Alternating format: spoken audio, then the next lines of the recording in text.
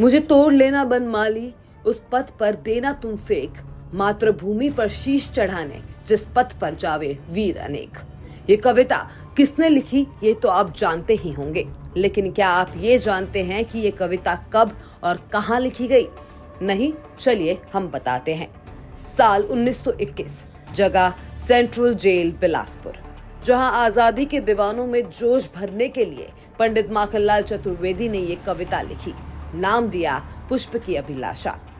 दरअसल 5 जुलाई 1921 को उन्हें गिरफ्तार कर केंद्रीय जेल बिलासपुर में बंद कर दिया गया था। वो दौर असहयोग आंदोलन का था। तब पंडित चतुर्वेदी ने युवाओं को प्रेरित करने के लिए जून 1921 को शनिचरी बाजार में ब्रिटिश गवर्नमेंट के खिलाफ जबरदस्त भाषण दिया और बिलासपुर चले गए, जहां उन्हें गिरफ्तार कर लिया गया। 5 जुलाई 1921 को बिलासपुर स्थित केंद्रीय जेल में उन्हें बंद किया गया। वे यहां 1 मार्च 1922 तक रहे। यहीं उन्होंने पुष्प की अभिलाषा की रचना की और ये कविता आजादी के दीवानों में जोश भरने वाली साबित हुई। जेल में पंडित माखनलाल चतुर्वेदी का रिकॉर्ड कैदी नंबर 1527 दर्ज है। बिलासपुर सेंट्रल जेल के जेल सुपरिटेंडेंट से मिली जानकारी के अनुसार राष्ट्रीय कवि माखनलाल चतुर्वेदी की रचनाएं और उनके जेल में बिताए स्मृतियों को आज भी जेल प्रशासन बड़ी सहज और संभाल कर रखता है। मुझे तोड़ लेना वनमाली, उस पथ पर देना तुम फेंक, मातृभूमि पर शीश चढ़ाने जिस पर जावे वीर अनेक। इस कविता की रचना बिलासपुर सेंट्रल जेल में हुई थी और इस कवि ने जिन्होंने इनकी रचना की थी उनकी स्मृतियों को बिलासपुर सेंट्रल जेल ने बड़े ही सहेज के रखा है। गौरतलब है कि इस जेल में कई कार्यक्रम उनको लेकर आयोजित किए जाते हैं। इस महान विभूति और कवि जिन्होंने देश प्रेम की भावनाओं को देश के हर एक पीढ़ी के अंदर संचारित किया है, आज उनकी स्मृतियों को लेकर जिस तरह की स्थिति बनी है वो साफ करती है कि ऐसे महान कवियों के साथ किस तरह का स्मरण हमारे इतिहास में रखा जा रहा है।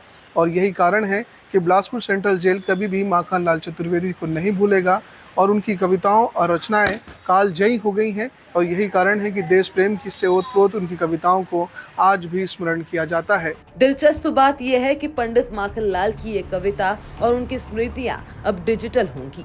इसे लेकर इतिहासकार क्या कहते हैं वो भी सुन लीजिए। अभी का जो दौर है, आज की पीढ़ी हर चीज को जो डिजिटल फॉर्म में जो चीज उपलब्ध रहती है उसको ही जान पाती है, समझ पाती है।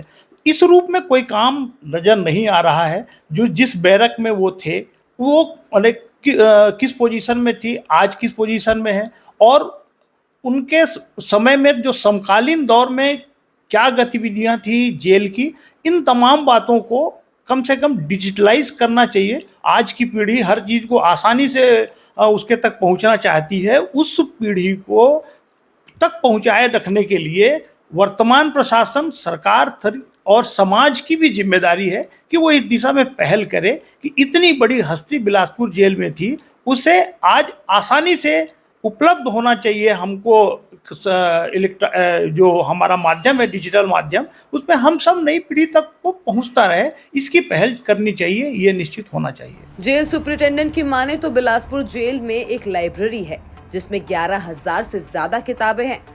इन्हें कैदियों के लिए रखा गया है। खास बात यह है, अगर कैदियों को किताबें, पेन या और किसी सामान की जरूरत होती है तो उन्हें मुहैया करवाया जाता है। आपको हमारी ये रिपोर्ट कैसी लगी कमेंट करके जरूर बताएं। बिलासपुर से मनीष शरण की रिपोर्ट, छत्तीसगढ़ तक।